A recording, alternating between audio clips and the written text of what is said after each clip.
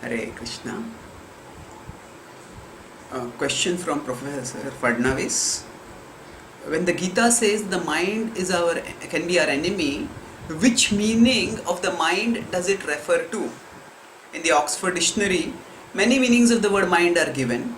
For example, the faculty of consciousness and thought, the faculty of the intellect, the memory, the faculty, the attention, the determination.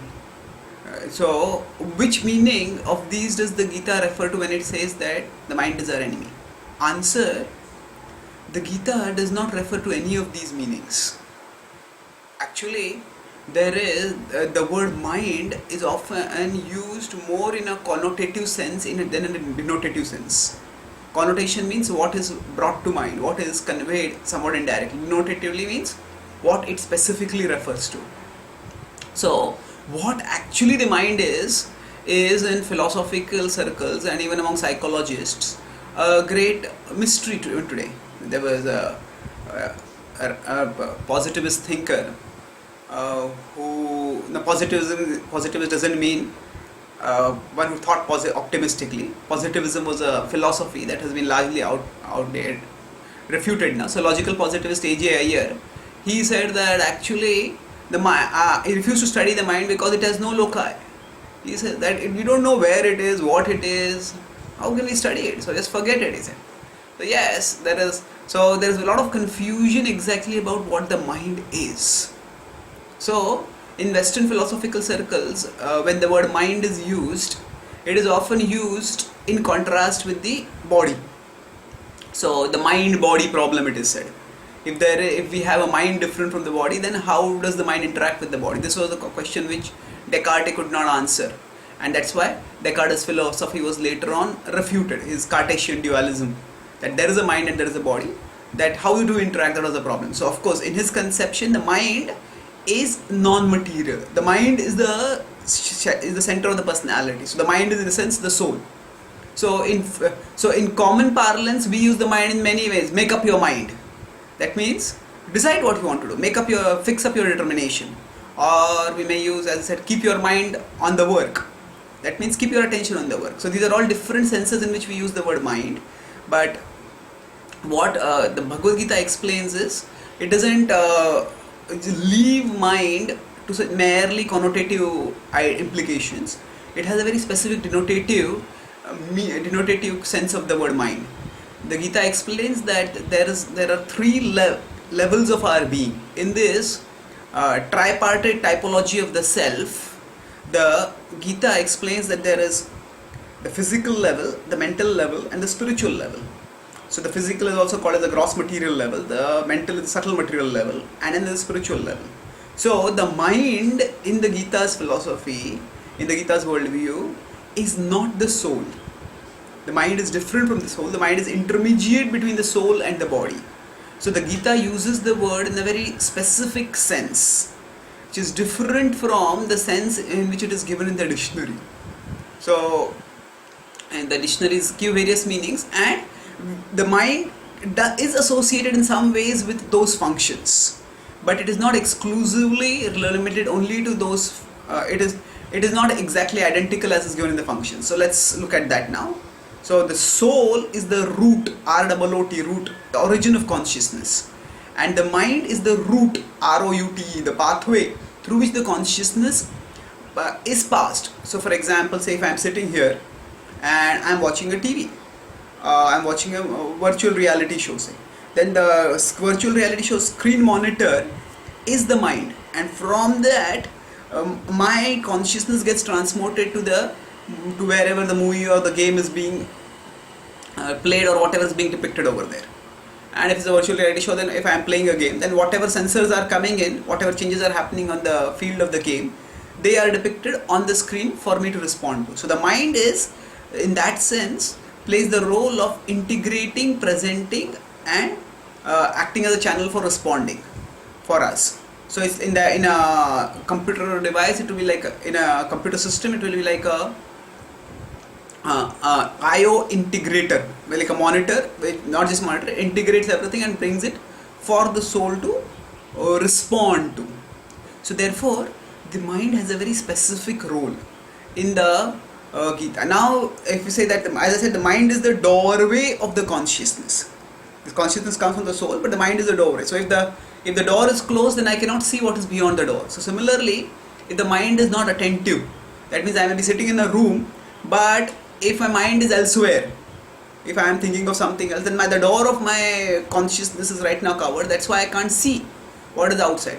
So keep your mind on the work. That would mean that keep the doorway of the consciousness open, and that way you will be able you will be aware of the reality around you. So make up your mind when we say. Now that, what does it mean? The mind tends to be sentimental and flip-flops, sankalpa vikalpa. Should I do this, should I do that? Because of its flip-flopping tendency, the mind is often undecisive. That may why? Because the mind has its past scripts. Based on past experiences of pleasures and pains, the mind has its own ideas of what should be done to gain pleasure and what should be done to avoid trouble. And it pushes us to act according to those scripts. The mind, remember, is unconscious. But like a computer which may give a default program which acts in particular ways, which prompts us to act in particular ways, the mind also prompts us. So in that sense, the mind can be doing flip-flop, and we have to decide what we have to do. So that in that sense, the mind refers to the we can say make up your mind. That means, make up a decision. So actually that would mean that we use our intelligence and then fix up in mind, and this is what I am going to do, and don't let the mind flip-flop after that. So make up your mind would mean that at the subtle level there is the mind and there is the intelligence. The intelligence makes the decision and then disciplines the mind to execute that decision. That would be making up the mind. And then there is also there are various meanings, like you are given a person's memory. That also refers to the mind. Now yes, now the memory is a mysterious thing. The memory is stored partially in the brain, but it is not only in the brain, because all our brain cells keep changing over a period of time, and still our memory remains the same. So the memory is also stored in the mind. Now in the mind, the memory is stored, but the recollection and the execution is not done by the mind, in the sense that actually the soul, who is the source of consciousness. So the mind basically is a memory device. It is not itself the source of consciousness. So when we remember something, it is not it is actually we as the soul who are remembering, and the mind is providing us the substance and the impetus to remember certain things. So in one sense, we could say the mind is a partial store of our memories. Partially they are stored in the brain also. And then a person's ability to think and reason, the intellect. Now this usage of the mind is not correct from the philosophical point of view. From the philosophical point of view, actually there is, as I said, there is a gross material level, there is a subtle material level, and there is a spiritual level. So in the subtle material level, there is the mind and there is the intelligence. And the intelligence is the discriminating, discerning, decision-making faculty. So the mind focuses more on feelings and impulses. The intelligence focuses more on long-term consequences and deep thinking. So in that sense, what people call as the mind, if it's used in this meaning, so so his keen mind, or this may also be used in a sense, say Einstein was the greatest mind of the 20th century. So this means this word mind usage it may be used in a conventional sense, but it is non-precise. So it was not Einstein's mind was great, it was his intelligence that was great.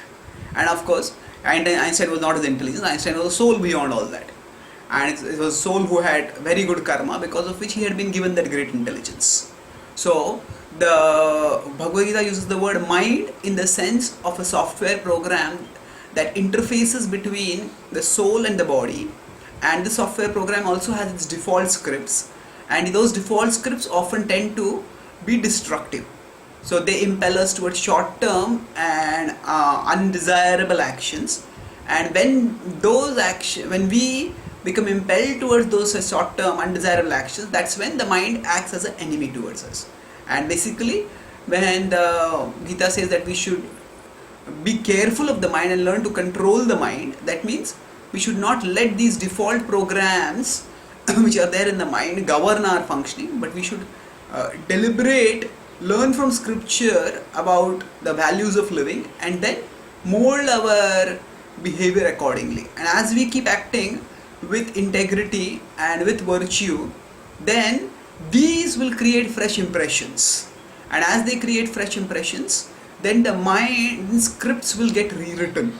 And as positive, uplifting scripts get written on the mind, then the mind will become our friend. Thank you. Hare Krishna.